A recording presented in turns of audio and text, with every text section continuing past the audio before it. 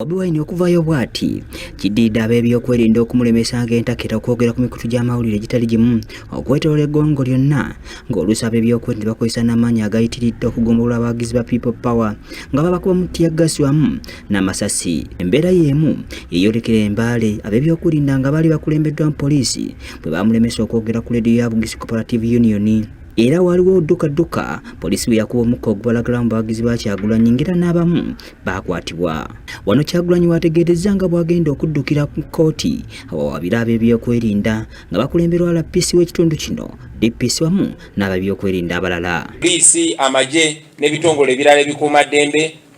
ne bakuba abantu emiggo, ne bakuba abantu tiyagasi n'okuba amasasi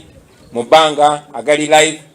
ne bakwata abaana ab'enjawulo, naffe ne batugoba okutujja mu kibuga ky'Embale newankubadde tetwalina musango gwonna. Newankubadde nga akakiiko k'ebyokulonda kazze kagamba nti kateekateeka kye kayita scientific election era nga kagamba nti abantu tujja kwogera nabo ku radio kokka na ku TV kokka. Radio gye bayita BCUFM ye Bugisi Cooperative Union FM okubanga bakyaza Honorable Kyagulanyi Ssentamu okwogerera abantu bo mu Bugisu oba mu Eastern okutwaliza wamu. So ne sente ne zisasulwa ne receipt ne bagituwa era omubaka najja n'atuuka Embale naye bwe twatuuka ku gate ne batugaana okuyingira ne batutegeeza nti ebitongole ebikuumaddembe bibagaanye okumukkiriza okuyingira wadde okubaako kyayogera ku mpewo. N'olw'ensonga eyo ne bakuba teargas ne batugoba era ne bamufulumya Mbale emisinde nga teyeesiikidde kanyeebwa. Olw'ensonga eyo n'alemesebwa era atuwadde olukusa okugenda mu maaso tuvunaane ku luno si gavumenti naye abasirikale ssekinnoomu abaali mu lukwo olwo olw'okumulemesa okusingira ddala Regional Police Commander ne District Police Commander ne Resident District Commissioner ne OC Station. Era ensonga lwaki agenda kubawawabira nga bano be bagenda okufuuka ekyokulabirako eri ab'ebyokwerinda abalala. Nga tubawabiranga abantu olw'okumenya amateeka ne batujjako n'eddembe lyaffe erituweebwa ssemateeka. Baganda baffe muze mukiraba nti office zaffe zetugulawo okugeza ekitugumu twagulawo office yaffe naye poliisi n'abakuumaddembe ne bajja wakati mu bumenyi bw'amateeka ne bagiggala. Ne tugulawo office yaffe Wakiso ku kyalo kye bayita Kakooge naye era ne bajja ne bagiggala. Kati twagala okusomeza akakiiko k'ebyokulonda kabeeyo kagambe ku bantu bano bwe kaba kaagala bannayuganda bakkirize nti tekalina kyekubiira. Bangi ku bawagizi b'ekibiina kya NUP bawagidde enteekateeka y'ekibiina kyabwe okwawabira abapoliisi ng'abantu kubanga babadde bayitiridde nnyo okubakolako effujjo. Tugenda kuleeta enkyukakyuka okuva waggulu paka wansi. Tugenda traininga politics. Abaana baffe banatuddira mu bigere oba baganda baffe kuba njagala kidaya nga bwe nvaawo njagala mbere nanzirira ng'agenda kukola ebirungi bye ngenda okukola. Nze ngenda kukola ebintu bisatu mu Uganda. Already nabikolako nateeka ettaffaali ku Uganda nti abaana batwala mu Africa Cup of Nations nga Bakaddu Patrick bava mu kira mutima olw'embeera gye batuyisaamu. Kati nze mu struggle eno nze nvuga defensive nga nze nzigulirawo era nga nze nzigalirawo president ekkubo. Naye kinnuma nnyo nti abasajja batutomera ogenda okutuuka awaka ng'emmotoka bagisiza amataala. Eryanda lya double cabin buvuddeko Ssaabaduumizi w'amagye g'eggwanga ow'okuntikira Pulezidenti Yoweri Kaguta Museveni yalagira eggye eggwanga ekkuuma byalo lya LDU okuddamu okutendekebwa. Bano bamaze ennaku eziwera mu kutendekebwa ekyankwanzi ng'era kati basiibuddwa. Wabula mu bbanga erya ssabbiiti essatu ng'eggye lino litendekebwa kizuuliddwa nti obumenyi bw'amateeka bubadde bweyongedde nnyo naddala mu budde bw'ekiro obwa kafyu.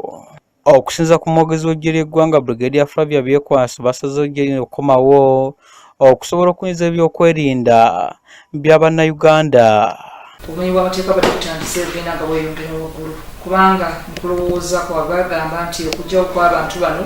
kwaleetawo omuwaatwa. Omwatu ogwo abamenyi b'amateeka babadde batandise okukozesa okutandika ate okuddamu okukola ebikolobero ku bantu. Wabula abasirikale bano badde bamanyiddwa nnyo okwenyiga mu bikolwa ebimenya amateeka naddala mu kiseera kino eky'omuggalo omuli okukwasisa ebiragiro bya Pulezidenti Museveni mu kaweefube ow'okulwanyisa ekirwadde kya ssennyiga omukambwe. Kyokka nga mu kiseera kino abasirikale bano bagenda kukola nga kiro ng'era bakolera ku biragiro bya poliisi. Sinzira ku biri ebyaliwo n'obutayagala kubiddamu omulundi gumu kyasaliddwawo nti basinga ekkola kiro era kyasaliddwawo nti bagenda kubeera mabega wa poliisi, bagenda kubeera nga bawagira poliisi. Ate obwo tubeera nga tuwagira poliisi kiba kitegeeza nti poliisi yebeetukulira. Abasirikale ba LDU bangi basangibwa nnyo mu bikolwa ebityobola eddembe ly'obuntu nga Brigadier Byekwansi agamba nti bagezezaako okutendeka abasirikale bano okulaba nga batuukana n'omutindo ng'era tebasubye bano okuddamu kwenyiga mu bikolwa ebiswaza ejjira eggwanga. Twabakendeezezza nnyo, so tulina essuubi ku luno ti ebyaliwo luli tebijja kuddamu kulabika. Abasirikale batandise olunaku lwaggulu okukola omulimu guno era nga bakolera ku biragiro ebikakali ng'omusirikale wa LDU yenna anaava ku biragiro bino yeenenyanga yekka. Ebyo nga bikyali awo amagye geeganye bitambulira ku mikutu gy'amawulire nga bwe bayimbudde yali omulimo wa bodaboda 210 Haji Abdullah Kitatta okuddamu okujojobya abantu naddala abatawagira gavumenti. Kaakati oli bwe baba nga kooti emusanze nga erina okumusumulula ate tolina kumulimbikako by'omulimbikako olw'okubanga nti waliwo embeera n'olwekyo omuteekako gwe byoyagala. Kitatta yayimbuddwa Ssabbiiti wedde kkooti y'amagye ejulirwamu bwe yamuserya ku kibonerezo. Omwogezi w'amagye agamba nti enteekateeka y'okutaaja weewaawo mbaliriza nnyo ekyo kino ekyolwalinaku z'omwezi 11 omwezi gwa Augusito omwaka 2020. Nze Moses Wamala okutuusako puroguramu essebbiri ddala kyennyini ebyennyini ebigendera ddala mu maaso mu ggwanga lyattu Uganda. Of course abangi tuli ku countdown okwongera okubala ennaku emyezi egyasooka emyaka kakati gikyali myezi tujja tuuka tubale n'ennaku okutunuulira akalulu k'omwaka 2021 ensonga nga bwe zigenda okubeera nga zitambula. Bintu bingi nnyo ebyatandise dda okushapinga the discourse oba debate era nga bangi nnyo abali mu bibiina ebyenjawulo okusinga ddala ebyobufuzi ebiwakanya oba ebiwabula gavumenti. Waliwo ensonga ez'enjawulo ezigenda mu maaso okubeera nga ziboogeza ebigambo ebyenjawulo. Aba National Resistance Movement olwaleero SEC oba Central Executive Committee ebyabwe badde babikola National Unity Platform ekyabwe badde nakyo bakikola era beesomye okubeera nga bawaabira bonna abatigomya oba abasirikale abasazeewo okubeera nga babalemesa ensonga zaabwe okukuba kakuyege oba okukola ebyonna bye bagwanidde okukola ku mikutu gy'amawulire. Olwaleero Democratic Party ekasese ssenkagale waayo Norbert Mao abadde akyanywereza ddala emiranira. Forum for Democratic Change flag bearer oba nakwatira bendera ekibiina ekyo ku bwa president akyabakubya nabo bintu bingi ebigenda mu maaso. Ssabbiiti gye tukubye amabega lwa lunaku lwakutaano tuba tukyali kubya ndiga ate kuwalampa nyumba ne tuwulira nti ate yaliko omwima wa boda 2010 Abdallah Kitatta n'ateebwa akatayi nga tekannasala kakati aba LDU ekigambibwa nti babadde badizibwayo okutendekebwa kakati nabo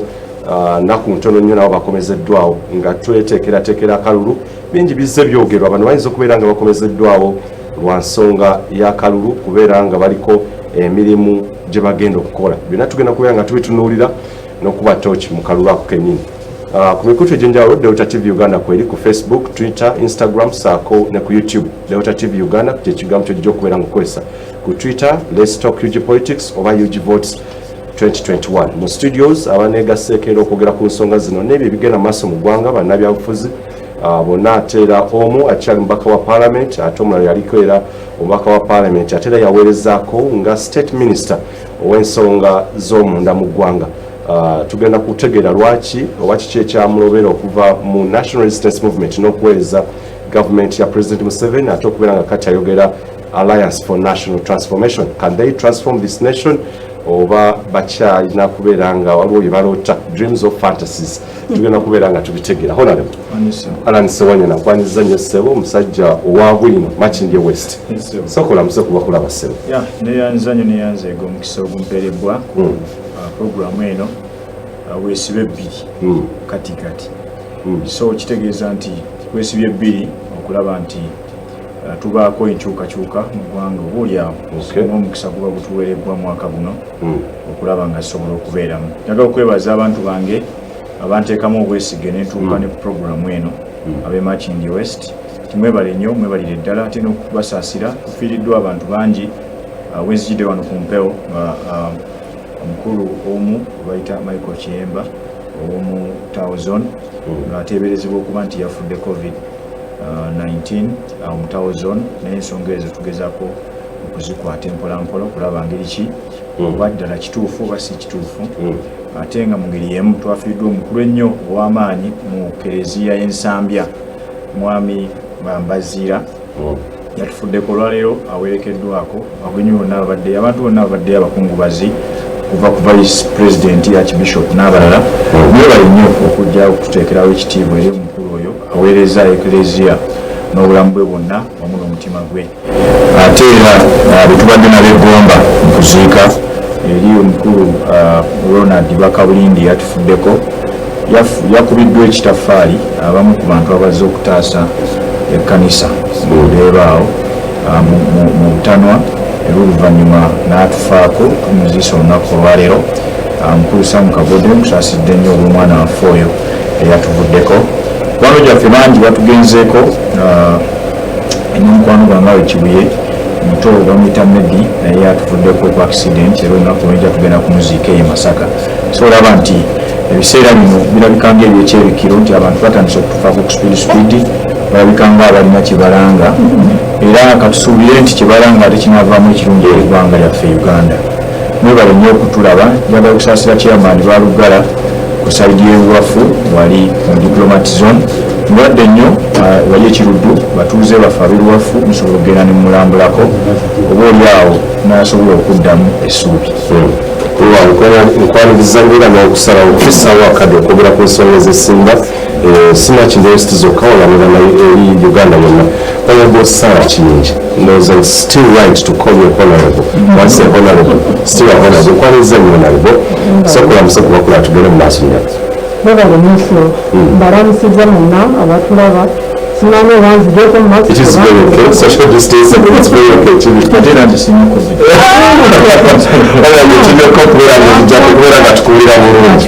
bakugamba ebigenda maaso abamusajja bangayole njagala okusooka okwogera eri bannayuganda nti covid is real abantu bateekenga ebintu bino serious era ate era nkubiriza n'ab'ebyobufuzi baffe bano abali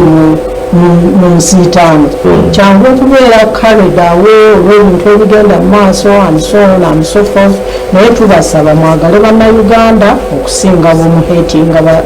ba opposition oba abo ababavuganya mutunuulire bannayuganda bano bemugenda okuteeka mu layini mubaagale mubabuulire ekituufu mbalamusiza nnyo bannaffe mwenna abatuwuliriza nebaza Delta TV emirimu gyemukola era n'okumpa omukisa buli kubeera wano embeera ogisanze otya honorable out of politics nga tali wakulonda emyaka obabbanga ddene nga batukulira nnyo mu byabufuzi bino ebi-elective oba ebi-competitive embeera ogisanze otya elective politics mbaddeemu and I found kwegamba obulamu buli it's normal omuntu obutabeera mu elective politics ekibi nti abantu bangi bwe bagendayo they get addicted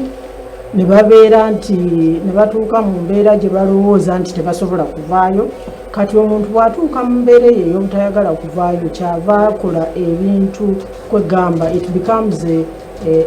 do or die kati n'olaba nti abantu bagenda ne bacompromising ebintu bingi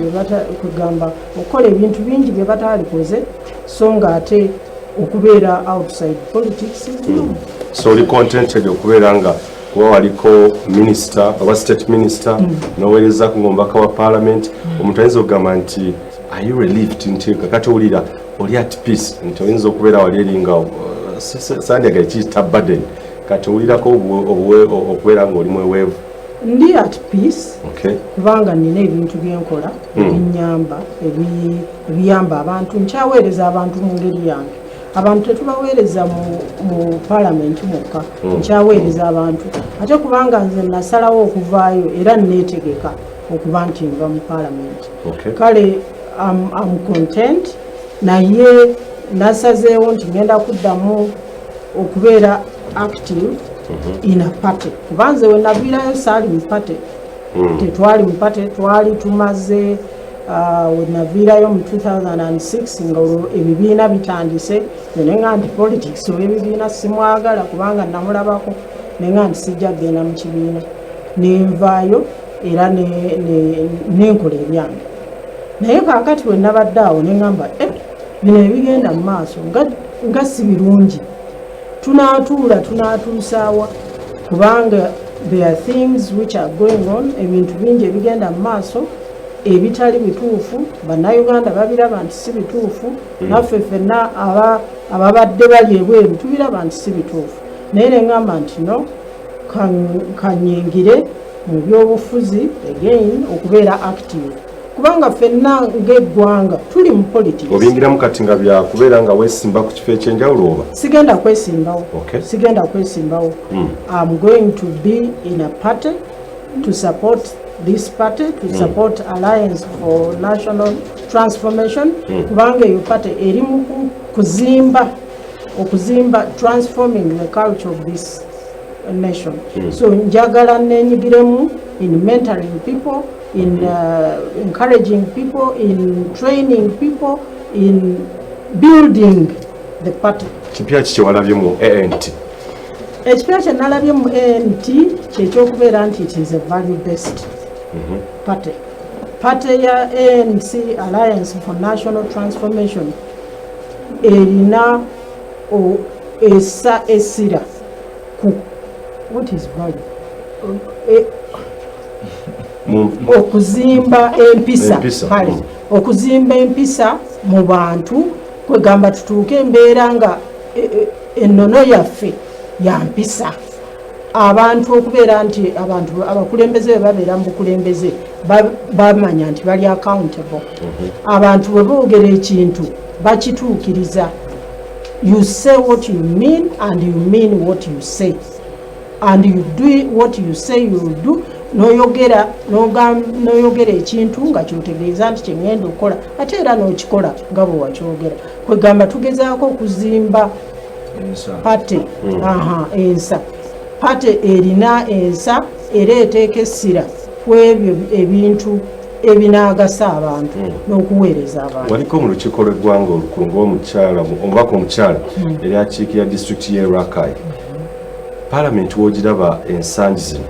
okusingira ddala ndooza bintu bibiri mwena bye ntera okubabuuza nti omuwendo gw'ogukula buli lunaku constituencies mpya municipalities mpya bibuga bipya that is the quantity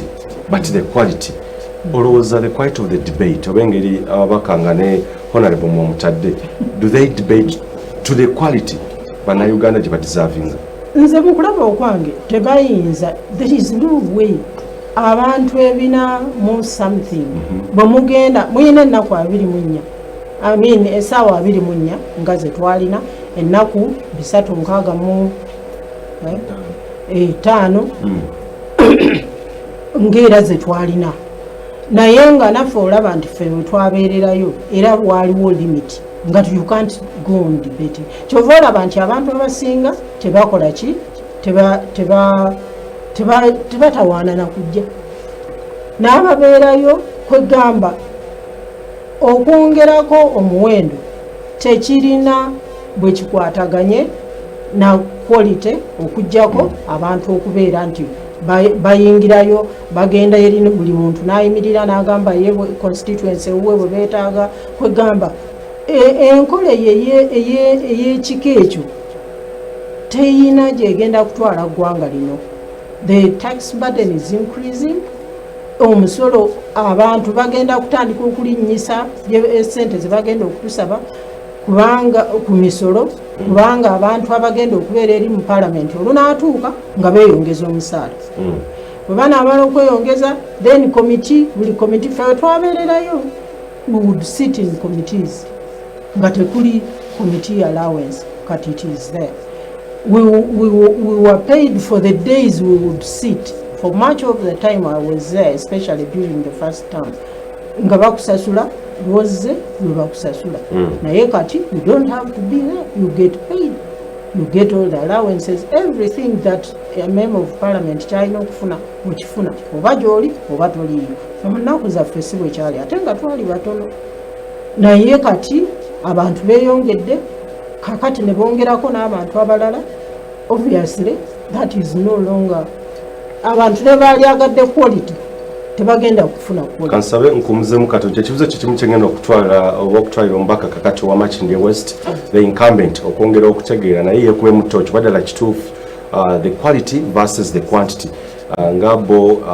olukiiko lw'eggwanga olukulu kino ekyokusaawo constituencies empya counties empya cities empya of course bakiisa nabo naye ngenda kukimwetera nga nvuddeko ewa kitunze Gomba mu Bulango bwe tunaakomawo Honorable Alan Sewanyana ayongere naye okugatta eddoboozi lye ku mutindo gwa debate okwawukanako ate ku omuwendo oguli mu parliament katukomewo ebbiri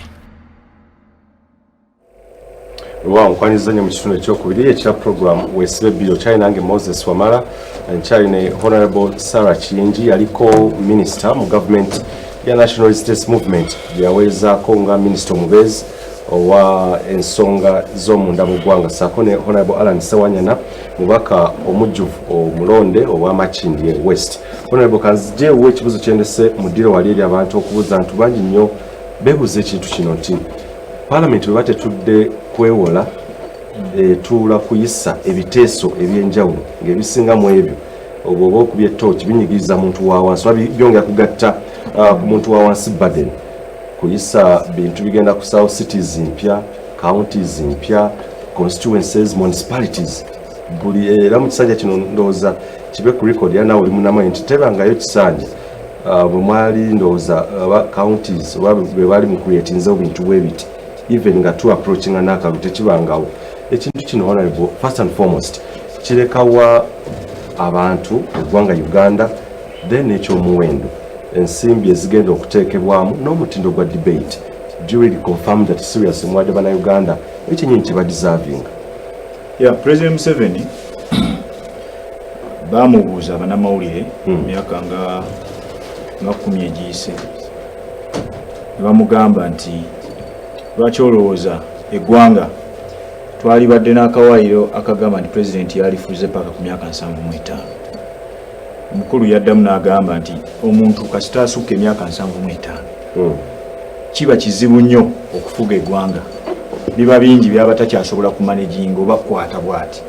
so kati olwaleero okuva lwe twali mu togikwatako batukayanya okwongerayo emyaka egyo okuggyako akawaayiro ako bino byonna abamu kufeza ensonga ze twawanga lwaki twagala pulezidenti w'eggwanga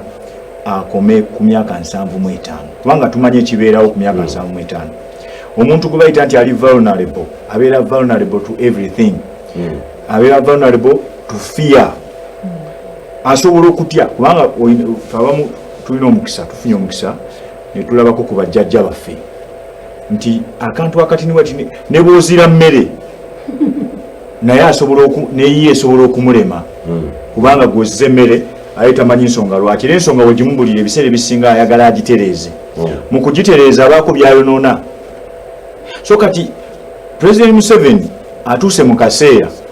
ng'abamafiya bamukutte bwe bati mu ngalo ze kubanga amanyi nti ku myaka gy'alina takyalina maanyi gasobola kuddukanya ggwanga naye asobola diddukanya ng'alina mikwano gye egisanyuse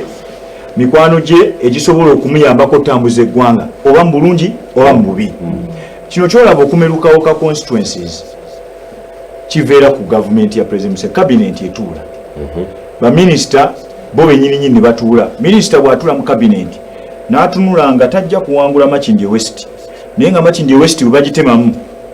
ne bagamba nti Alani yawangu ebuzigana bamuwangula neno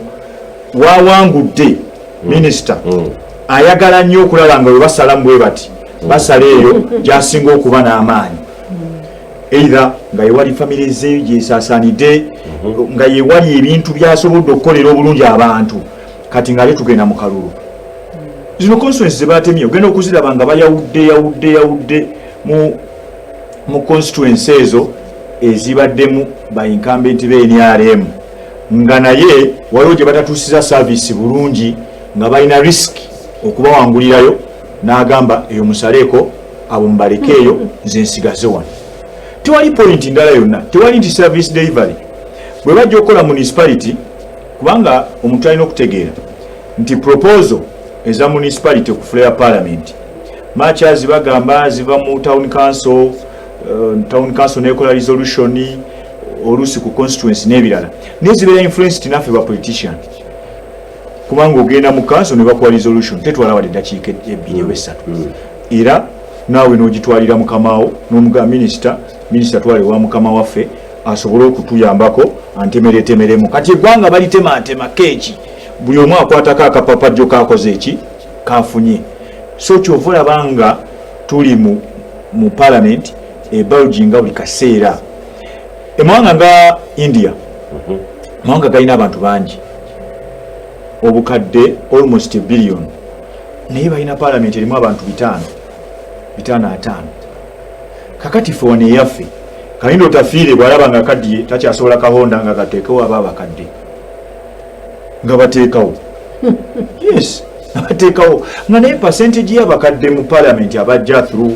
the adult suffrage bangi era nabo basobola okurepresentinga views z'abakadde ojagenda okulaba parliament nga batandisa ogitemamu nti katwagala bakiikire abo ebyemizannyo twagala bakiikire abaana ba university twagala bakiikire abaana ba secondary twagala bakiikireyo singa interest anaaziraba nga ewaliyo interest ye tu ti president we twali muto gikwatako n'abenyalemu bennyininyini bano abaliwo bangi yagula bagula okusobola okukkiriza okusitula akawaayiro ako okuvaako ate ng'alina obuwaayiro obungi bwayagala okuleeta mu parliament eddako balina ebintu byebaagala okuleeta baagala kuleeta akawaayiro nga pulezidenti w'eggwanga takyatambula kunoonya kalulu mu Uganda yonna wabula nga mu parliament 226 nga yetuula eri babaka ba parliament banoonya obululu then ne bajja waneene wali omukadde waabwe ne bamuyisa nti kati gwe pulezidenti w'eggwanga ekyo bwe kigaana baagala kuteekawo ekifo ekya omuntu ali waggulu wa pulezidenti nga naye alina gyawumulidde naye ng'ebiragiro babikima ku ye eggwanga neyisobola okutambula engeri y'okulyetingamu obwakabaka mu ggwanga lyaffe kati baagala okulyetinga ezo gundi municipalities mu bifo bye balowooza nti singa tufuna Sembabule Ssekikubo asobola okukaayanamu nga waffe ate wenyalemu aye tumwetaaga for mobilization ya party ewaffe naye ng'asobola okujja mu parliament neyetegerera bulungi n'ateesa ebintu ensinga ebiraba olwo nga balansinga ne constituency endala gye balowooza nti wetutemamu tufuna eri owenyalemu newa ne tufuna owaki owenyalemu eyo teyinza kuba nsobi ya parliament yaffe ng'ababaka naddala abasingo abamu kuffe kubanga nze najja okurepresentinga n'abalala mikwano gyange ebirowoozo by'abantu bange bwe bakugamba constituency tetwagala nnyingi kyovula abamakindye west so akeera ku makya Matyazi yemu ku constituency esinga okuba engazi mu parliament y'eggwanga kubanga n'abalonzi 16 sisobola keera ku makya neŋŋamba etteeka ligamba 7,000 wakiri muntemeretemereko oba in fact ligamba na 3,000 wakiri mutemeretemeremu awo wajjuwejju buli muluka gufuuke constituency kubanga yetteeka naye mmanyi cost ey'omubaka singa abeera akoze ki aze ekyo kyekiri ewakiso newalala yonna naye ogenda n'otunira constituency tulinawo constituency erimu abantu 7 muluka gumu ogenda in fact zone yemu ey'Nabisaalunkere nga parliament yaki nga constituency balina ensonga gye baleeta mu parliament kubanga ono akimanyi be bansooka mu parliament ate amateeka agasinga obungi kutambuliza kakati rules of procedure tugezaako kukyusa agamu naye waliwo kati agali mu favor ya gavumenti gotakyasobola kukyusa kubanga mu ntandikwa era gabaweebwa for example bajja ne bagamba nti ekintu ekitulemerera okuteesa ffenna tulemu okukkaanya tugenda wali mu kalulu kati bwogenda mu kalulu n'abasajja ababasinga obungi omanya ebikola ki ebivaayo ate ebiseera ebimu agamateeka gonna gowulira amabi agazze nga gakosa bajeti y'eggwanga agazze nga gakosa obuntu bulamu bw'eggwanga basooka kubatuuza mu NRM caucus mu myaka gino gyetumaze mu parliament ebadde mu biteeso ebisinga okuba eby'omugaso ery'eggwanga esooka kutuula mu state house Entebbe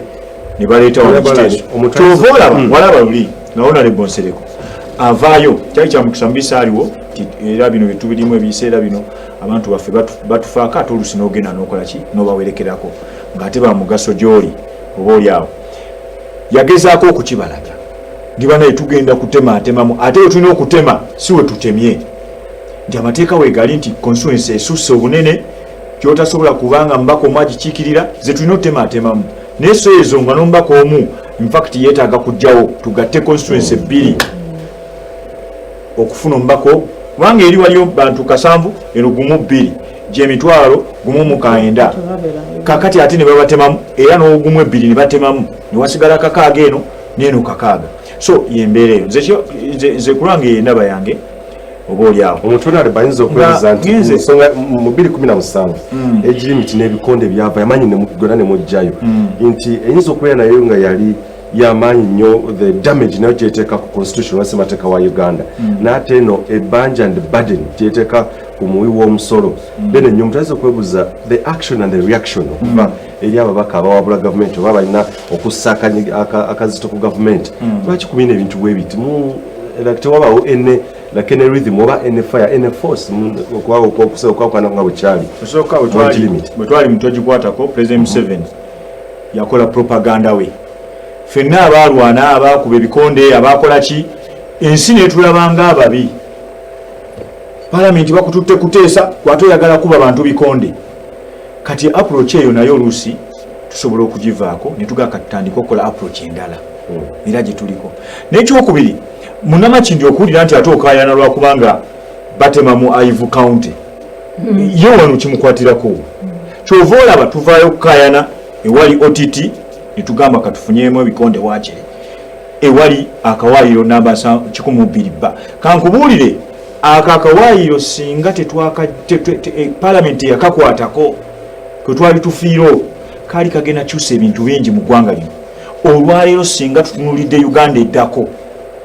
ne Uganda tenagenda mu Uganda eddako era okulonda kwe tulimu kwaliwo kuva mu bafuzi abamatwale waliwo akalulu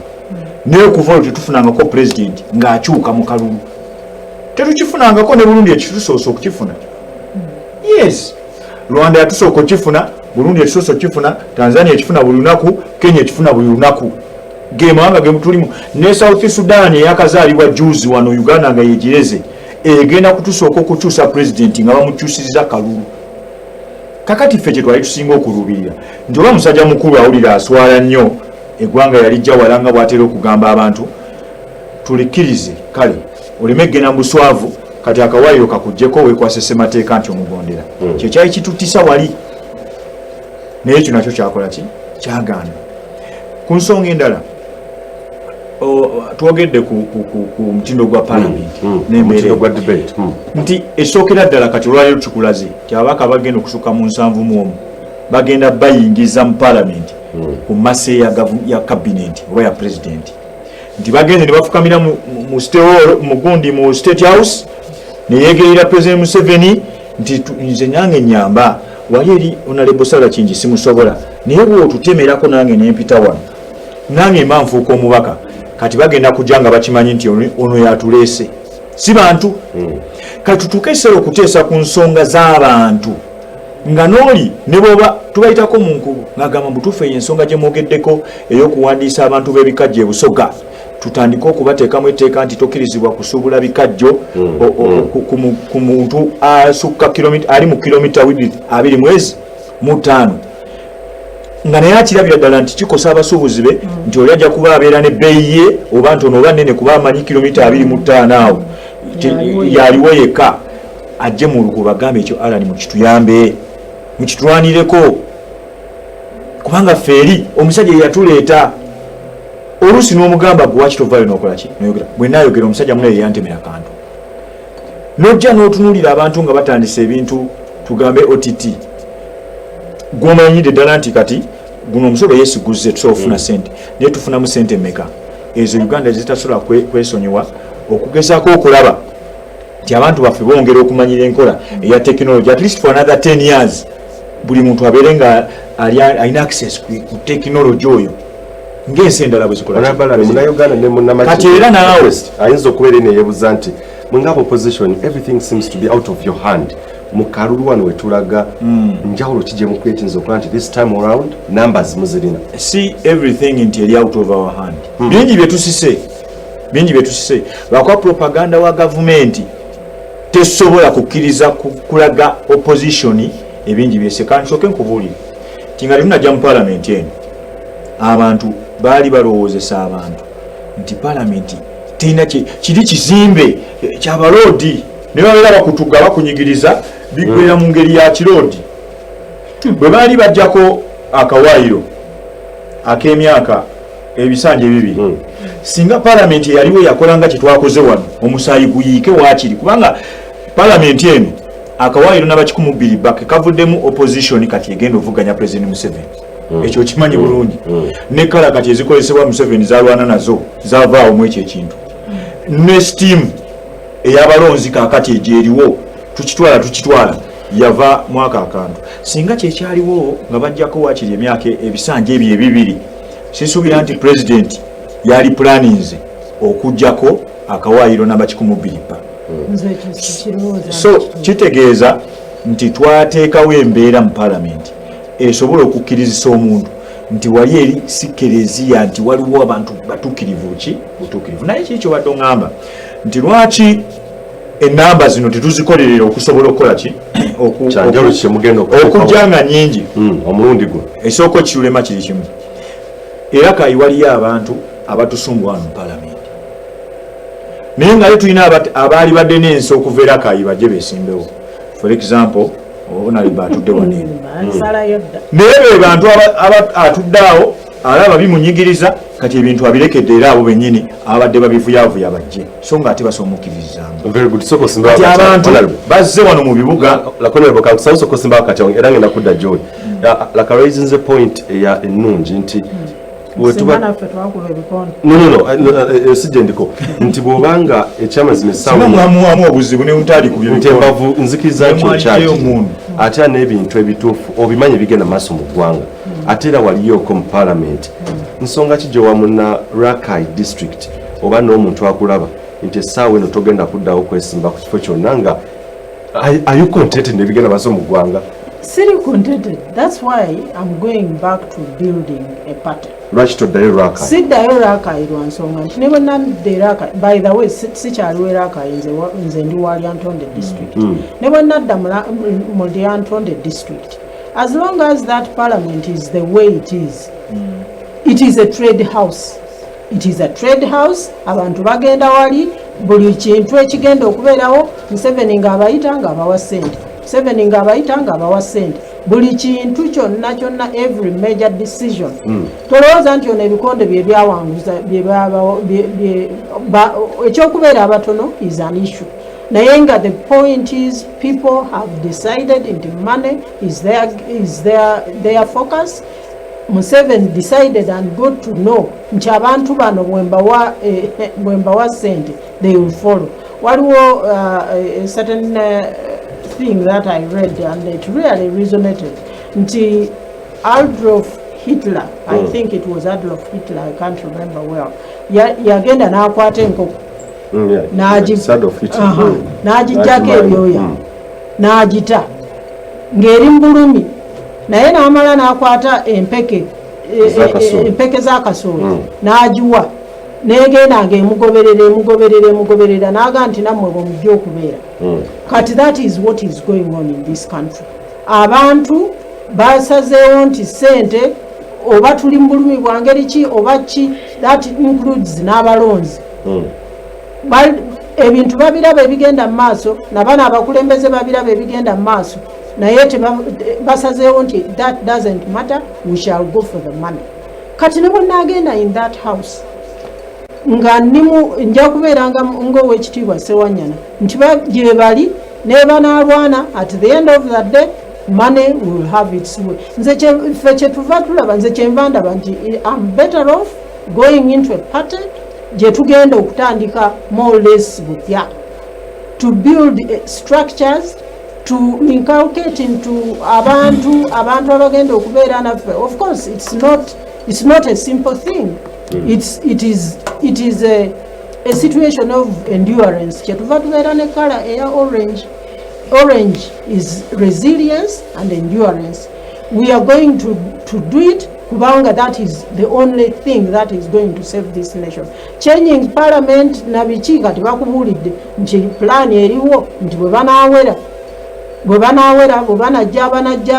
omwaka ogujja kubanga Museveni akoye okutambula. In fact even with the COVID is I think they see it as a godsend nti talina kutambula but he can sit wherever until we are COVID na bano bonna ne babagana okutambula in the name of COVID, which is, I mean, COVID is real, but people can make arrangements to meet their people in a way that can engeri esobola okubayamba okwogera eri abantu naye ate nga beewaze COVID. Naye kaakati ekyokuba nti abantu bafudde that house is a dead place for all of us. Naye bannayuganda, maybe we shall get to a point where we shall break. Kubanga to sustain that house nga kwogasse n'okubeera nti abantu bagenda kubeera nga babagula buli kintu bafuuse mayembe buli kwegamba gakugabirira. It's not sustainable. Emisolo gigenda ebyobufuzi webiri bw'obiraba biyamba munnayuganda oli ndoza kankite inclusiveness nti buli omu bimuyamba ebyobufuzi bye tuzanya mu ggwanga Uganda.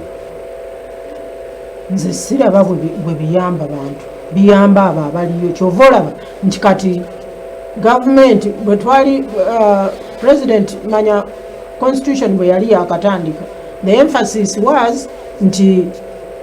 buli area, buli region, buli district ebeere independent. I don't think they are independent anymore. Kubanga kati ne bakaawo bennyini abaali basasula from the district babajjayo ne babaza mu central government, and everybody kati ayagala sente. You cannot, omulimi tagenda kufuna sente kubanga nothing has been done to improve. Ne wetwogerera kati Museveni akyayogerako kugabira abantu enkumbi. How can that be? Wetwogerera kati amaje State House bafuna sente nyingi okusinga agriculture. How can that improve agriculture? There is no improvement of agriculture. Bwogendo ebyobulimi, ebyobulunzi, ebyamasomero, ebya health, bwogendo wano batola sente ne bazeegabira ezajja for COVID. Surely, how rotten can a government or a people be? N'aba opposition ne basituka nabo ne bawagira nti batuwe sente kubanga naffe tulina, we are going to contribute. Ate bwe baamala ne babirya ate ne bayimirira ne bawaana president. Kwegamba that house, there is no hope in that house to change the situation. Tekiriyo. I think mwe ba Ugandans mujja kutuuka ekiseera mwe bennyini mukoowe mulyoke mugambe nti we've had enough. Honorable Sarah, National Resistance Movement gye waweezaako oba gye wasabirako nga State Minister wa Internal Affairs,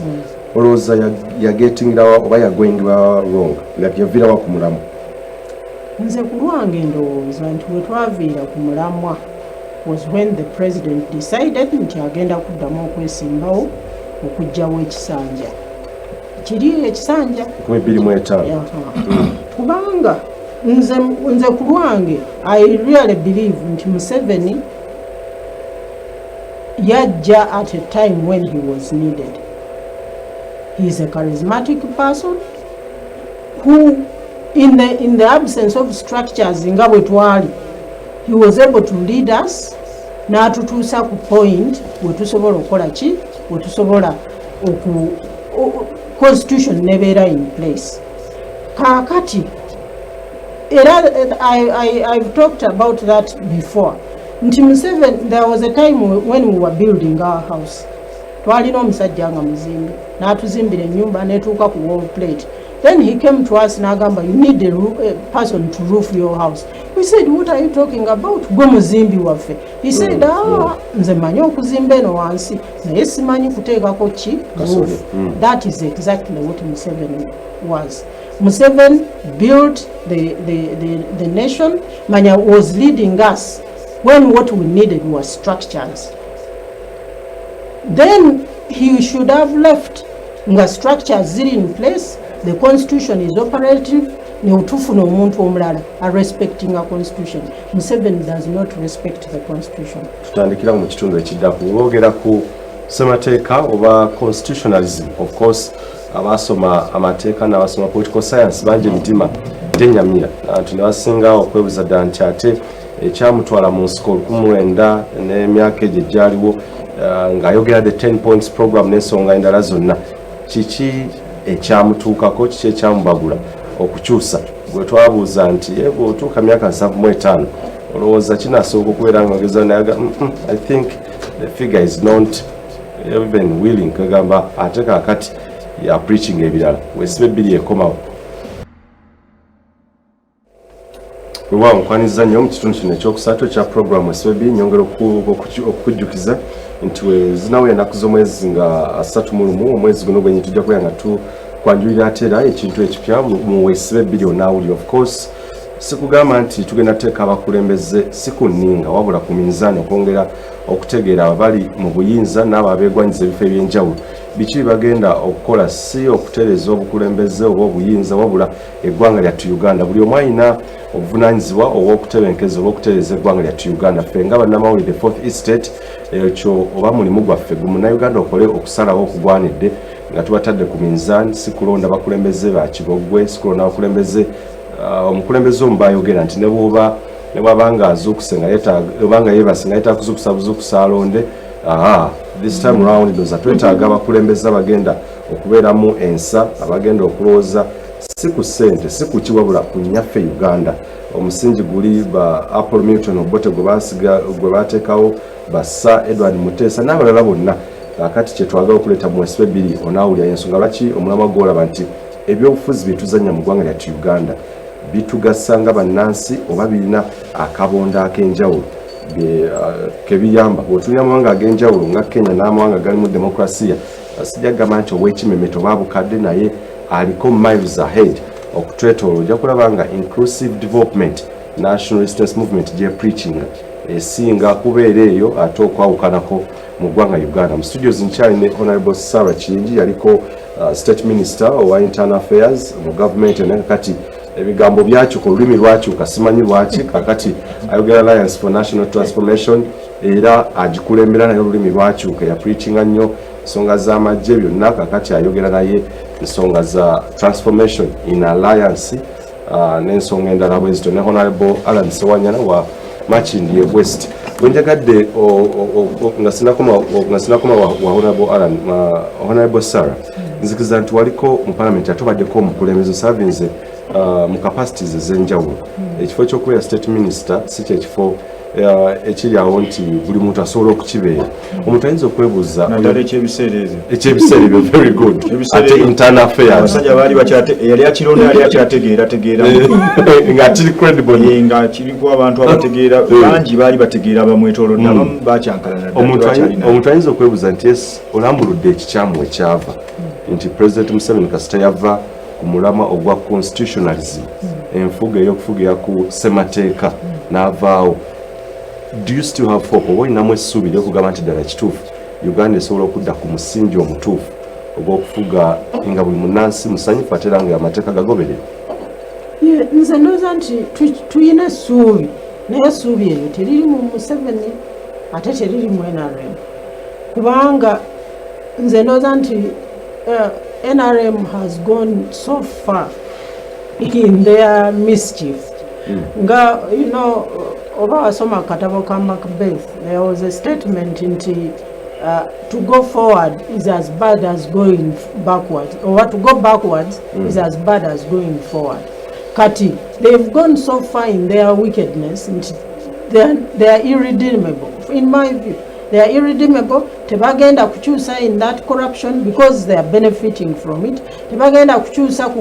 kukugulirira kubanga omukulu waabwe President Yoweri Museveni has decided in his sent is what is going to sustain him. Chovola bantu buli mwaka time and again buli lwe babeerawo budget baba tebannatuuka na gundi nga supplementary zatandise Desert State House ne President's Office State House ezo sente za State House zezigula ababaka buli kugira kuti ne babagula ate nno nabo bambi kye batamanyi nti sente nfune mu ngeri eyo era teziyina kye zibayamba. How many of them have built their constituencies as a result of all that money?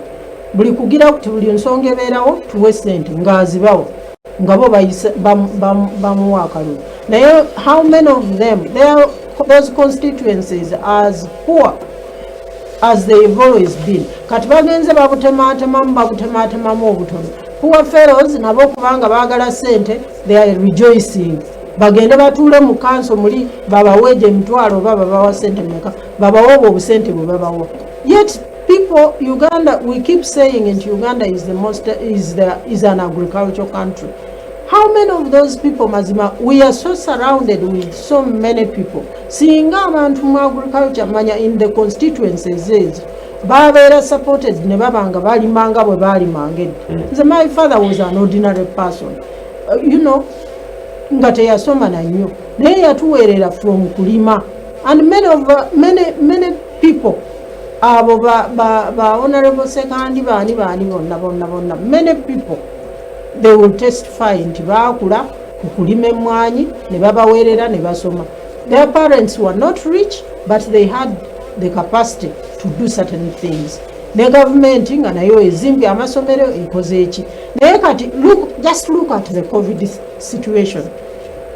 How many of those hospitals, kati batugamba COVID has now come into the community, but you ask how many of those hospitals are equipped with the PPEs, with the vitanda, with the mifaliso, how many? But people got money. Zino ze twabasuuza miliyoni 2 ne babawa miliyoni 4. Kakati even at that,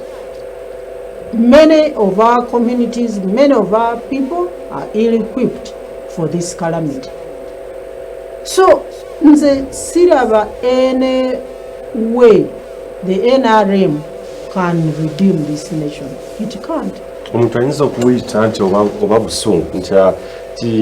kizibu nnyo okulaba state minister ng'akyasavinga okwogera ensonga nga z'oyogera. Busungu bwebwa kakati bwe bukwogeza bino oba mazima oba waliwo ebirala bye tutala? No, ebyo bye byanzijayo n'okunzijayo. I was sacked because I said, look, this cannot work.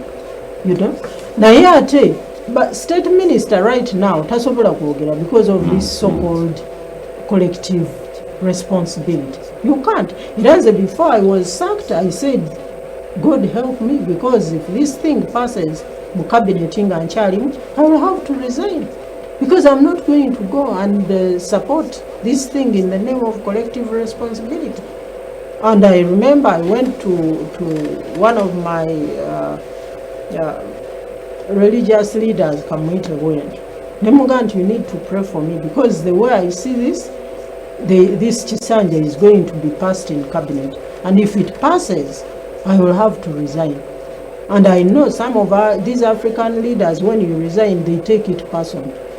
And sure enough, when I was sacked, I called him, he said, God has answered our prayer. So, bw'obeera ng'oli mu cabinet, there are certain things you can't do. You are held, captive of the so-called collective responsibility. So you either, you resign or you keep quiet and go with the decision. And I think the majority of people, they take the easier way out, accept the money and let it pass. As dear Honorable Alan, omuntu ayinza okubeera nga essuubi lyalina lisigadde eri ng'oggyeko Katonda mmwe ababaka ab'oludda oluvuganya, naye ate bwe tutuuka mu political terrain oba bwe tubeera mu arena mwe kennyini mulinga nammwe abali mu power struggle within the opposition. Omulundi guno omuntu omuwa ssuubi ki nti ddala kituufu byonna ebigoyinza stray ebigoyinza wrong nti kuno muyinza okubeerawooko n'enkwatagana bannayuganda always gye babanja mwenna mutuule mukanye kitole nti at least bweba August House muweereze namba ewera bweba ku presidential like race oba akalulu ka president at least mukanye musindikirize ekintu kyemwagala okugoba. Ekyo ekibuuzo kyeyogedde kirungi ate kirowoozo kirungi. By the way, tulina problem nti olwaleero president ne bwajjanga wa Alliance for National Transformation oba wa kibiina ng'ekyange kya DP oba wa National Unity Platform FDC singa parliament ebeera n'enamba nga bwe yenkana bweti gwe waffe ayinza obutafuga ya bwe tubanga tambulira mu democracy kyangu okuteekawo recommendations ne bakujamu obwesige wadde nga wakalayira emyezi 2 oba 3 ekyo ndowooza si kya bulimba so kitegeeza nti focus yaffe tulina okuba nga tugiteeka ku bintu 2 oba 3 ti singa tuwangudde obukulembeze twetaaga ababunyweza tulina okutandika mu kaseera kano nga tulina omukisa pate buli emu weeyina amaanyi erina okugateekawo nti gwe bw'obeera nga amaanyi go gali wano mu Buganda gateekewo ofuna ababaka 90% abaawo bw'obanga amaanyi go gali mu Northern Region gateekewo nnyo ofuna ababaka 90% abaawo bwe gaba Western Region vuganya gavumenti n'omutima gwo gumu osobola ofuna 90% ababaka baawo nti ogenda okutuuka wali ne mu Eastern wekityo ogenda okutuuka mu Parliament nga mulina ababaka abasukka mu 280 oba 9 nga musobola okunyweza obwo obuyinza nti kyangu nnyo pulezidenti w'eggwanga okufuuka kyangu nnyo kubanga omuntu wano mu Kampala tuli abalonzi akakadde kamu n'ekitundu Kampala yonna akakamu ekitundu weetaagako akakadde kamu emitwalo 2 ekisoboka ogende Wakiso mu kakadde kamu n'ekitundu nako weetaagako akamu ayaga bwe bukadde 2 mu emitwalo 4 ogende Masaka mitwalo 5 ogende Mukono mu 7 ojagenda okulaba nga just districts ezeetoolodde mu bibuga Jinja Rukungiri Masaka ebibuga ebyo ebinene ebiri mu population enene Arua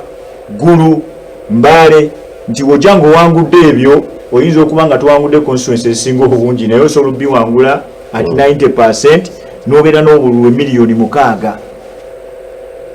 nga gwe tulwanyisa alina miliyoni 5 n'oba nga owangudde bwa pulezidenti w'eggwanga naye obuzibu obuconstituency obwo bagenze batematemamu ojagenda okutuuka nga ababaka bo bali 100 basigadde 320 bavudde mu kibiina kimu adult suffrage opposition tetunulayo sorry mu bano be bali mu kuteekateeka kati opposition tetunulayo kukiikirira abavuuka mu parliament tetunulayo olwaleero kati baleese n'ebyo ebyabakadde naye tetunuddeeyo oba okiraba nti urban centers opposition mwetunudde of course tujja ziwangula naye kakati ate constituency esinga obungi kubanga omubaka parliament watuuka wali kyenjagala okugamba nti bino tulina byogera ku TV abantu baffe bagenda okweteekateeka okutukiikirira n'okutulwanyisiza gavumenti mu bitundu ebyenjawulo bategeere omulimu omunene wawe gusinga okubeera kubabeererako ku TV kuno nti olwaleero omubaka w'Eyiki constituency erina abantu 7 naye wano ekatwe wetutudde wano waliwo abalonzi emitwalo egi naye bwetutuuka wali bwezijja neŋŋamba yes Museveni aveeko oli n'agamba nno twenkana ebeemu emu owakakaaga naye nga ffe tuli wano ebizibu by'eggwanga bwe bitandikira ebyenfuna by'eggwanga bwe bitandikira tumanyi bikosebwa era kyova olaba towulirayo akeedi yettoloola ekaayana owulira za wano naye nga zonna baazisiba nti era wano webanagita netambula emirimu n'etololo gijja kukola ki gijja kutambula so oba wano Kampala balina okukola ki okulana so kakitegeeza abagenda okwesimbawo ekyo nakyo bakitwangulize ne bana abali mu bibiina nga babikulembedde nabo strategy eyo bwe babeera beegasse abakulembeze baffe mu bibiina ebyenjawulo balina kunoonya strategy eyo twegasse tutya wosinga amaanyi teekerawo ddala amaanyi n'oli muleke ateeka amaanyi wagakola ki wagatadde otherwise wonaabeera Kampala naawe n'oteeka Kampala n'oli n'ateeka Kampala mu constituency ziri 8 zokka era ojja kujja olinako 3 n'oli 2 n'omu naye ng'oledera babadde bantu bammwe be bali awo n'ogende Masaka kyekimu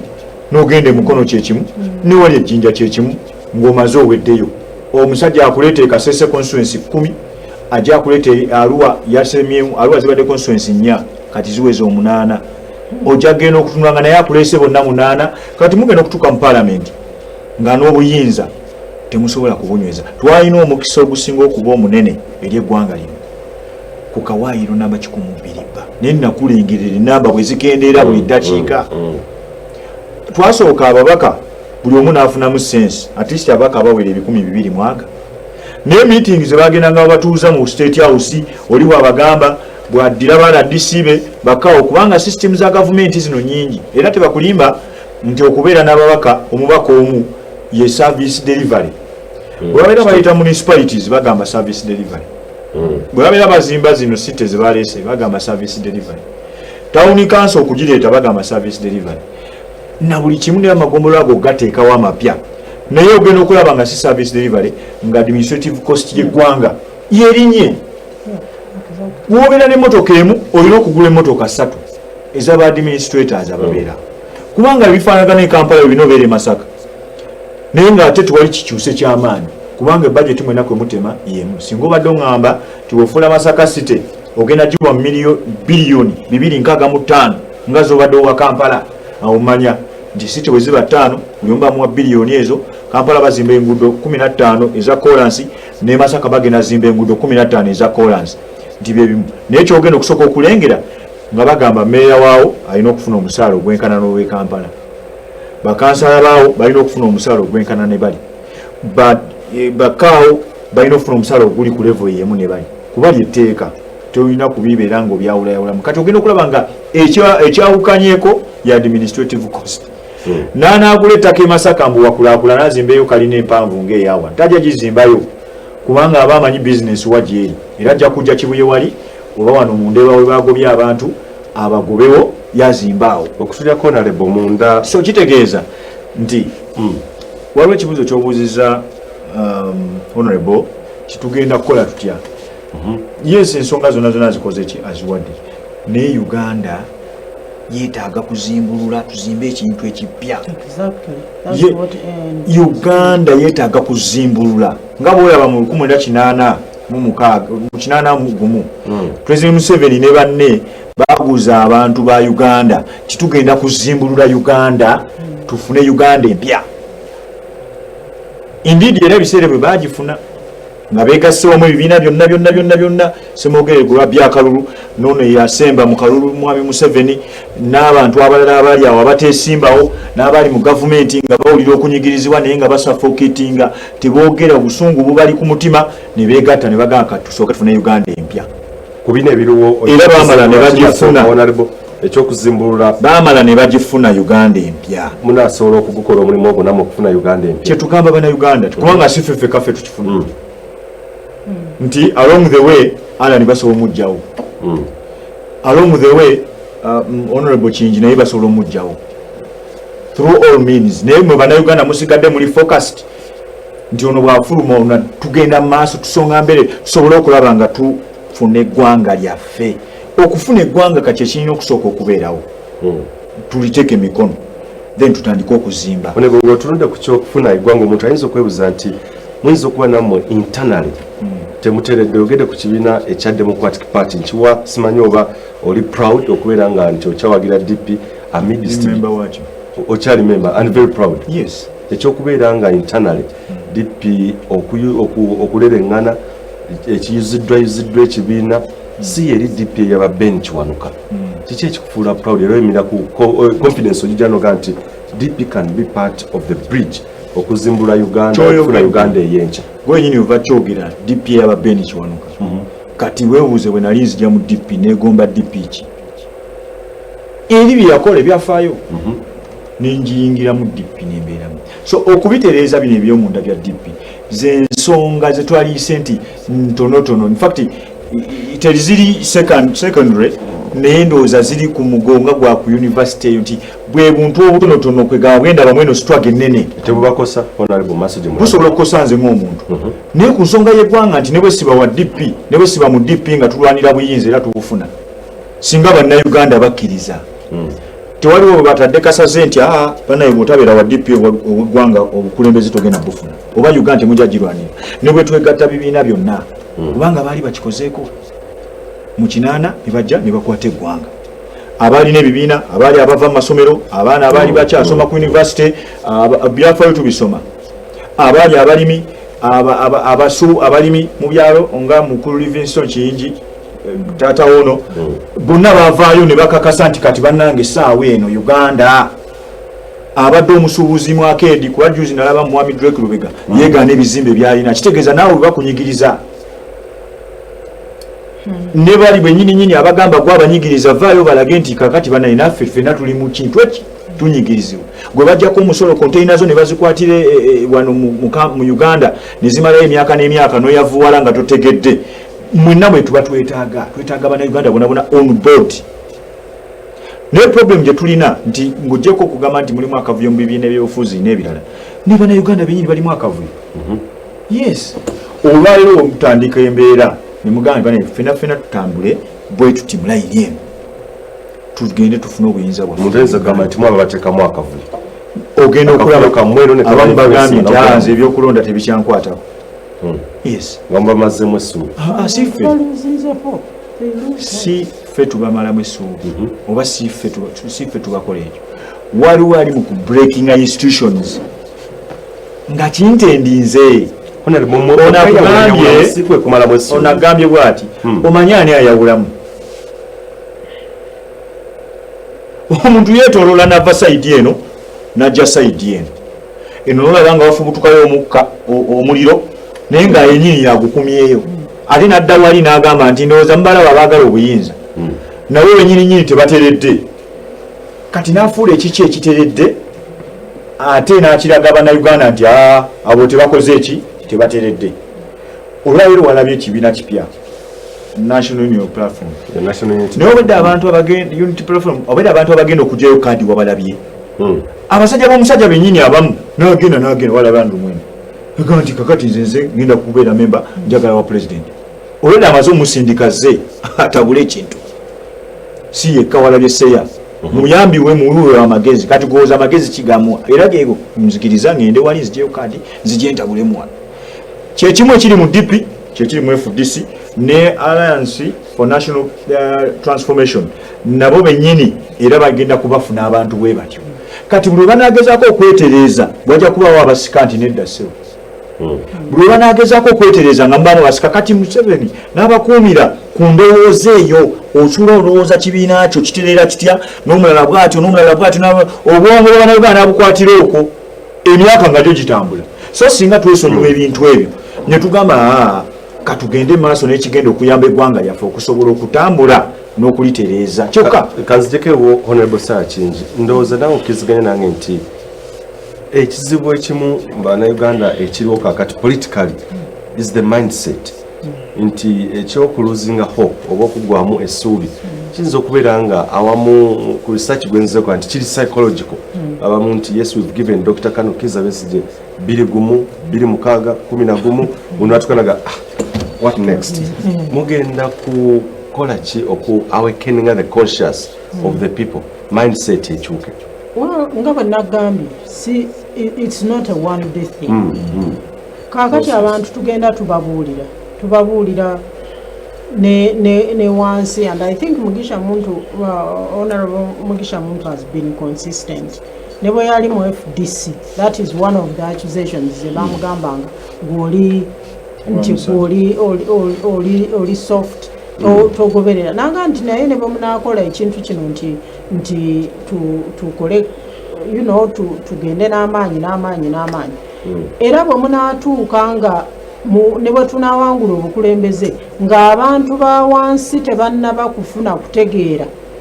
nti this is their struggle ng'abantu ba wansi tebannafuna kutegeera nti look mentality abantu gye mulina eriko ekikyamu change your ways Bible egamba nti as a man thinks so is he omuntu kyolowooza kyekyo kyobeera abantu tebasobola kukola beyond what they think abantu bwe banaabanga balowooza nti obusente buno emitwalo 2 gye babawa emitwalo 5 gye babawa ku kulonda is all they deserve that's all they will have and NRM will be so happy to keep them in that state we bajja ne babalimba ne babagamba tujja baleetera kino na kino MPs generally naddala eya country bagenda balimba abantu ne babalimba tujja bazimbira oluguudo tujja bakolera kino tujja kola kino but at the same time parliament eri eneyisa obulango oba babujjako kati nti mumanye emirimu gy'ababaka. Ababaka tebazimba nguudo, ababaka tebakola malwaliro, but you go otuuke mu constituencies ezisinga. That is the campaign. Tujja kuzimba enguudo, tujja kola kino, tujja baleetera kino, and as soon as they are given the vote they disappear. Kyova olaba nti every time buli kulonda lwekubeerawo, the turnover of new members is very high. Kubanga buli omu n'agenda naye bambi abantu out of poverty, out of maybe n'abalonda obululu baba bafa dda, I don't know. Kubanga buli bantu bajja ne basuubiza. They don't do anything. Bwe bakomawo, whoever promises, kati abamu basalawo eyo mu byalo obawulira nti ate oba buli gwe tulonda tadda zaanampa ate kati nze naaviiramu awo nga muwa emitwalo 2 ow'enkumi 5 owaki, and they give them the votes. Kubanga they've lost hope. But I think people need to be awakened by helping them understand. Nti bano bonna abazze bayitawo, they are telling you things they can't do because they are not their responsibilities ne sente tebaziina. Naye ate nze where I fault the MPs, tizina sente zonna ze bagenda bagira simanyi Museveni twagala kino tuwe kino. At least ogenda n'okola ki? Nobaako kyokola ekintu ekirabika mu balonzi. Katukomewa mu kitundu ekisembayo honorable. Ensonga ezesimba abantu zebatetera kubaganyako birowoozo njagala ddala okuleeta head gye tulaga mu kaluko ka 2021. Bintu bingi, ebimu ebizibu, ebimu biri social, psychological, ate birala biri economical. Nti oba tewegeneza bulungi voter turnout kuwa reporter gyenna nti 2016 mu kalulu bantu bangi nnyo balemererwa okulonda just because of social, psychological and problems. Aba opposition n'abalina okukola omulimu guno ku mass education ng'akakyuka ebyokulonda this time around ki kye bakyusizza oba kyanjawulo ki ekiteekeddwawo esibibiri ekoba mu kitundu ekisembayo tovaawo. Okyali mu programu esibibiri okyali nange Moses Wamala mu kitundu kino ekisembayo mu programu eno. Ebintu oba ensonga ez'enjawulo bannayuganda ze batatera kubeera nga bassaako nnyo essira ze njagala okwongera okusitula ndowooza yeso ekyo ekigambo ekituufu okukozesa nti debate okugisitulya ddala nti bannayuganda obwongo okuzuukuka ekyokulonda omubaka ayimidde kaddaalo baka tulina kugaa nti nange mumpendyeko nawe ne mugenda maaso ne mumuwa nza okubeera nga temunenya na muntu mulala musooke namwe mwenenye naye ffe nga the fourth estate twanamawulire tulina okukola ogwaffe okubasomesa okubayigiriza saako n'okubagaidinga oba okubawabula ku nsonga ez'enjawulo mu byobufuzi. Mu kitundu kino ekisemanya tukwate ku nsonga ez'enjawulo omuli wetwogera the LDU bakomezeddwawo bingi n'ebyogero nti bayinza okubeera nga baleetebwa mu kusookera ddala okubeera nga bamaninga oba bamanejinga ensonga y'akalulu ku ground engeri abantu gye bagenda okubeera nga bakwatibwamu okusinga ddala abantu bano aba opposition bituufu era ba opposition babiraba bati n'okutunuulirako ku kalulu aka science obweteefuteefu oba ebibiina ebyenjawulo nga bwe byetegese. Kantandikire ewo Honorable Sarah Kingi ensonga ya ba LD babadde off covid byali yakatandika ebyalo twabira ne bakuba abakyala ku makubo ne basamba abaana bakola batya kyali nasite nnyo kati bakomyewo just few weeks oba emyezi mitono nnyo ne bakomezebwawo. Kifaananyi kikyolaba ebyo birala byolaba beyond ebyokutugamba nti bayinza okuba bazze kuyambako poliisi ate ekirolokka. Ebintu ebisinga era ebikolobero bye baakolanga baabikolanga kiro. Nze that is my we ninaona obuzibu kubanga bwe bakola ekiro bwe babanga bakola kiro ate ng'era mu kiro mwe muli obuzibu kati ate tukyali mu kafyu kubanga bwe babeera nga bazze babeerewo ekiro ate mu kafyu era wajja kubeerawo tuyinza era okubeera nga tukyalina ekizibu kyekimu kubanga sirowooza nti waliwo yes bayinza okubanga babawadde training naki naye nga obwetaavu bw'okuba nti tuyina support eri poliisi bwe buli. Naye simanyi lwaki gavumenti teyagala kurekrutinga bantu mu poliisi naye ne tubeera nga tuyina bano booyita jangu nja kukuwaayo 10 onkolere the data kwegamba balinga be bakola the data job they don't seem to be accountable to anybody. Abamaje bagamba abo si baffe, abapoliisi bagamba nti si baffe. Kwegamba waliwo aliira mu kavuyo ako. And indeed ekyokuba nti bakomyewo nga tuli mu biseera ebyakalulu, I just wonder obanga ddala ebiseera byakalulu bino si bye bibazizza oluvannyuma lw'okugamba nti tumaze obba traininga kati bakomyewo, naye katulinde tulabe. Naye nze ndowooza nti waliwo aliira mu kavuyo kokubeera nti tulina LDU si bamagye si bapoliisi, tebali accountable eno tebali accountable eri, ate kati baabo bajja nti bakole mu kiro naye ng'ebikolobero ebisinga babikola mu kiro. That's my concern. Honorable, issue ya why now lwaki LDU ekomezeddwawo kati ngenda kubuzibuzo nga bibiri, lwaki bakomezeddwawo kati era ddala kituufu nidweeri kuba sinawulira poliisi bwesaba kubuyambi sinakiwulirako nanti sooka omanye nti mu Uganda bwe tubala forces eziri mu Uganda is that a force nti kale tubala UPDF, there is an act of parliament erifuga UPDF era wa UPDF bwazza omusango waliwo ne kooti gye bamutwala era eri mu ssemateeka wa Uganda ne police naye ina amateeka gaayo ate negeyina okugoberera naawe goyina okugoberera gekwasisa Penal Code Act. Bano aba LDU balina amateeka ati agabafuga agali mu ssemateeka w'eggwanga nti bebaani kubanga bamarine forces tumanyi kye bakola ne mu ssemateeka wa Uganda roles weziri abamarooni bano aba prisons nabo tumanyi kye bakola roles zikola ki zibaziri unless deployed owa marine ng'ali mu kutambulawo mu byambalo bye, it is very rare okuba ng'omusanga akutte muntu ne mu kibuga awo kabe nga waliyo okwekalakaasa okujjako ng'ali deployed kukwata omusibe adduka oba atoloka. Kati olw'okubanga tewali teeka eryo ate bannayuganda ne tukkiriza aba LDU babeere mu kwasa amateeka ago, awo wasinga okubeerera ddala obuzibu nti eggye lya Uganda balyawuddemu, waliwo ery'abannayuganda n'erya munnayuganda omu dino liriko nanyiniryo LDU ali awo wakati awo Syria police nti Uganda police Syria Uganda prisons Syria Uganda People's Defense Force wabula lijjo baliyita LDU goma iwoizo kiyita wawoga nti local defense unit. No, local defense unit eva mu bantu proposing nga tugamba nti Musa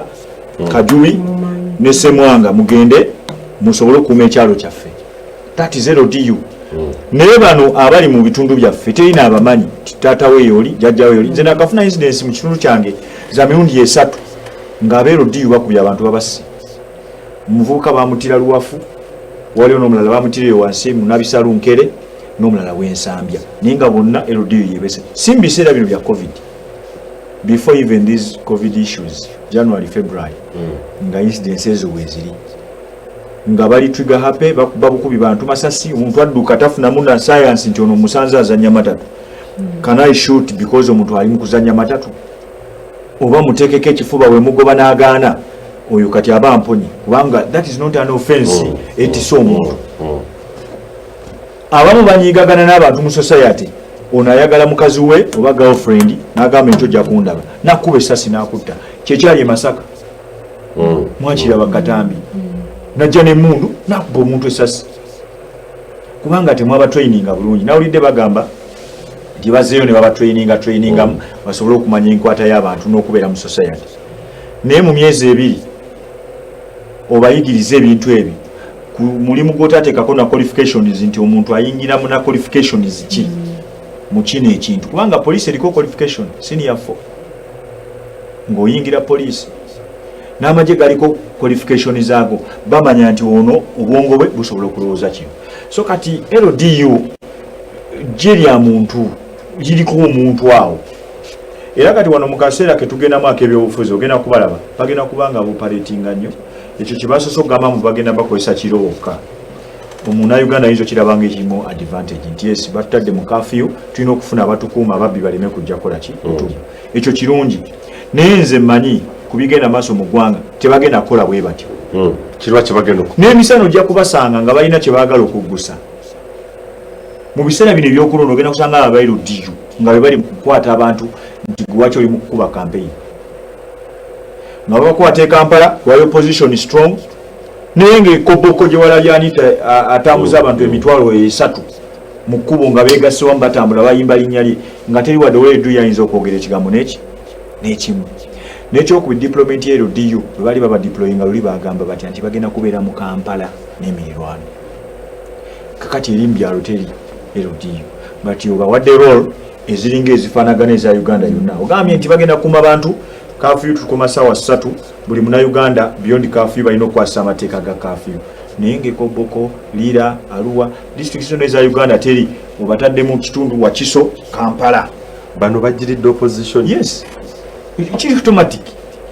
bino byonna bagenda bikola mu biseera bino naye nga tageti yaabwe yakulaba nga bagezaako okunyweza naddala mu bitundu ewali strong opposition mu municipalities mu cities zino empya Kampala mu Wakiso ogenda kwa mutawaano ogw'amaanyi ssebo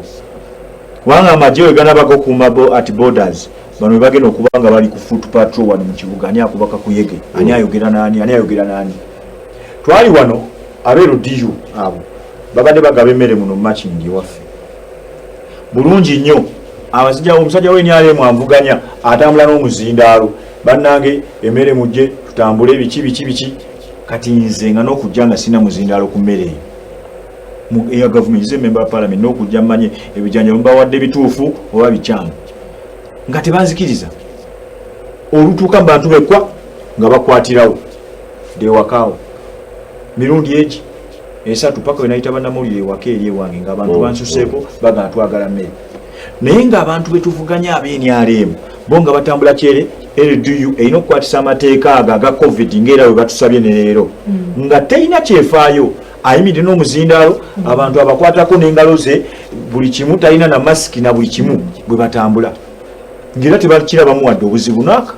naye nze bwe nzija nga bakirabamu obuzibu yembeera egenda okubeera mu Uganda era opposition yena ina alowooza nti ebitugenda kubeera nga bulijjo bibeera alimba nno luno olutalo lwe tugendamu toli kitundu ku ddwo bw'oba okyagoba munno bwe muli mu opposition omukwata essaati oyagala kumutuga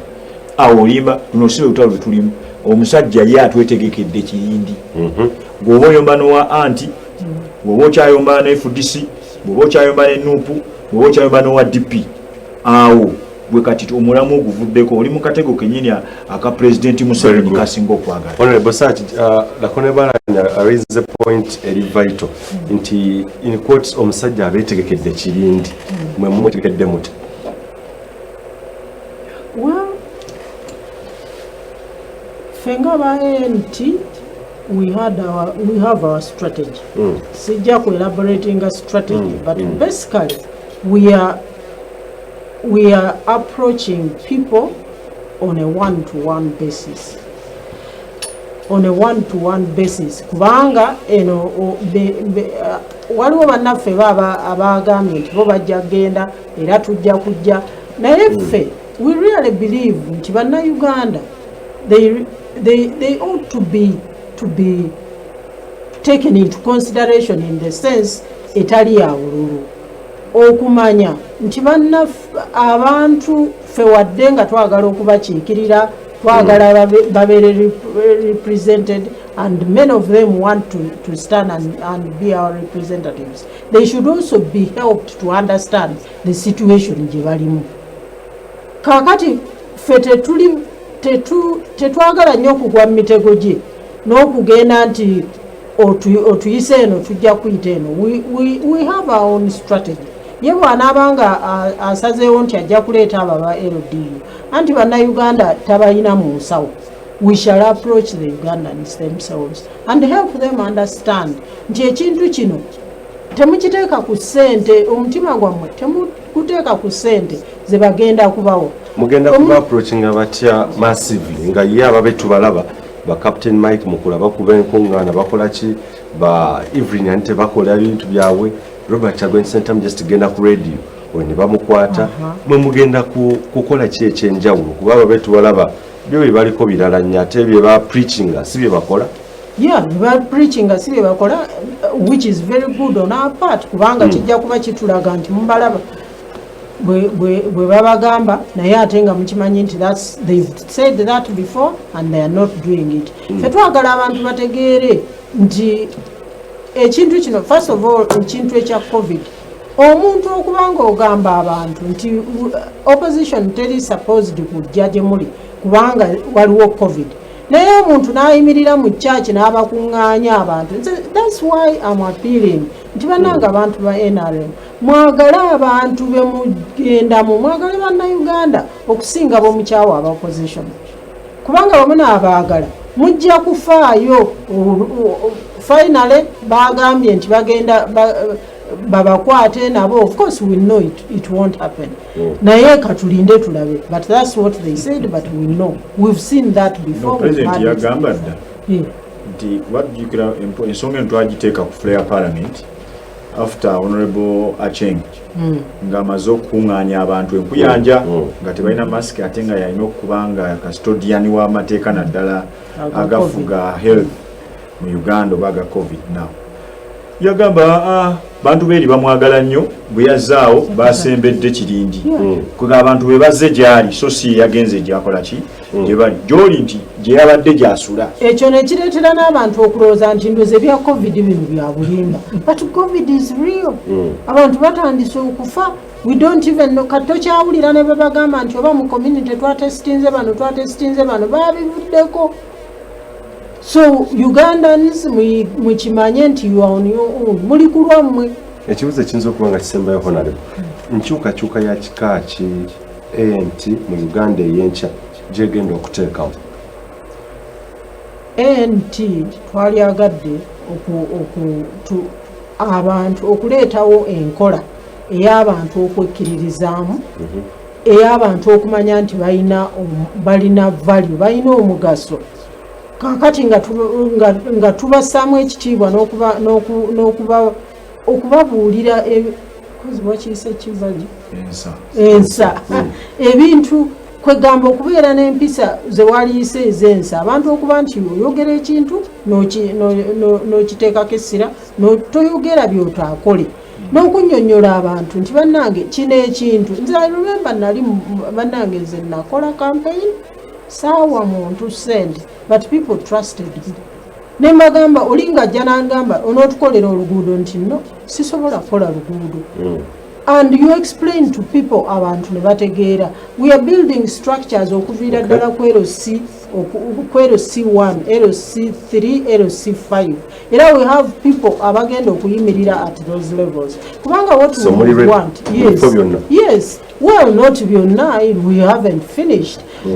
but what I'm saying nti okubeera ne ba MP nga toyina eri wansi bantu abagenda okubeera at those levels nakyo oluusi tekiyina makulu kubanga bwe munaabeera eno ng'eri wansi teriiyo bantu councils will be sitting and so on and so forth omutawaana gwe nalabye nti gavumenti yagambye nawulidde mwaba parliamentarians nti bagjeewo qualifications bw'ozijjawo kati abantu banaabeera ne translators ku districts kubanga bakaawo you changed bakaawo kuba nti bamovinga kati nze nina bakaawo bemmanyi ng'oli bamuzaala eno mu Buganda naye ng'akola Arua kakati ogambye nti council mugjeewo ne education buli muntu ajja kujja ki mu council kakati awo wanaabeerawo ne translation naye anyway those are by the ways naye nga it's very important abantu okuba nti we form structures okuviira ddala wansi abantu ne tuba traininga abantu ne tuba mentoringa bwe wabeerayo abantu kwegamba for people to understand nti obukulembeze kyeki ekisembera ddala ewa honorable nga sinadda wa honorable ensonga y'obukulembeze of course top leadership abantu omukulembeze wamwe bamulabamu embavu nti ddala kituufu asobola okukulembera eggwanga of course ye muntu yekka nze gwendaba ayina amakulu bwe tunaaba nga tugenda kukyusa eggwanga lino abaganda bagamba nti bbugubugu si muliro bugubugu tumulabye takoze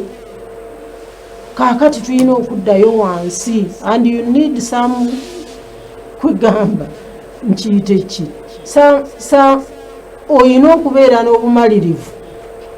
n'okumanya nti ekyokuba nti abantu oba tuli bangi is very important naye abantu the quality of people that you have is also very important. Abantu balina okumanya nti all it takes for evil to flourish is for good people to do nothing. Mu abantu mwenna gye muli eyo bannayuganda mulina okumanya nti bwe munaaba mwagala obukulembeze obulungi mulina okulwenyigiramu wherever you are, oba ogamba nti oli mu simanyi pastor ani whatever, come and let's build this nation from scratch. Kanzitievo Honorable Alan, abantu social media has been a wash of ebifaananyi byo byewatadde oba byeyadde mu constituency yo nga ogabira abantu luda awo ne bakitwala nti kiyinza okuba tekyazze nti timing yabadde nkyamu nnyo simanyi ekyakwaliriza okukola ekintu bwekiti Honorable. Sooka luda aliko kala nnyo kuliko eya bbulu kuliko eya green ne red zonna against egi eyaye ekino wabadde ogoba kyonale balina okitegeera mu eyo sense nti buli step kati gyotwala tugoba kaleegi kale emu ekyo ekimu ku bisinga obukulu ekirimu ekyebyobukulu. So kino kyadde strategic abantu balina okiteeka mu bwomu nti ziri kala 3 against one color. Yes mukatubagino kano ketugenda balime kubeera nga bazanya buzannyo omuzannyo naye bategeere omuzannyo gwe bazanya kikye gutegeeza ti muzannyo gwa kala gwe tugendamu. Esawe n'abantu beetaaga ludo anti nkubuulidde tugenda mu byakulunda muzannyo gwa kala nagedde kala ye nze nange neyange n'omulala ayina ye kati ate meeza eyaki eya ludo kipya kikyoleka tu nti ng'ogyeko ebyobufuzi nze ndi shadow minister wa sports manyi bulungi nti egumu ku mizannyo egisinga okuba mu Uganda egiri mu Uganda gye tulinamu competitive advantage. Manyi tulina okwesiba kapiira nga Brazil etusinga ne twesiba ku wrestling nga abasajja abajapani batusinga balina abalidde emmere obulungi twesiba ku bikonde nga abacuba batusinga n'aba Mexico naye nga ate wano mu ludo tusobola okuba mu ne competitive advantage. So when we promote that game Uganda tomanya tuyinza okufunamu essanyu ekyo nakyo kimu ku ebyo ebyamaanyi ate twafunye n'omukisa lwako abantu bali tebalina information eno simanyi ndowooza okuva twava mu byokuweereza sports abantu ebimu tebakyabitegeera bulungi tugenze nnyo ku byebweruyuka. Uganda mwana waayo gwe bayita Kalule Hussein ye vice president wa ludo mu nsi yonna. Ludo association y'ensi erimu ensi 59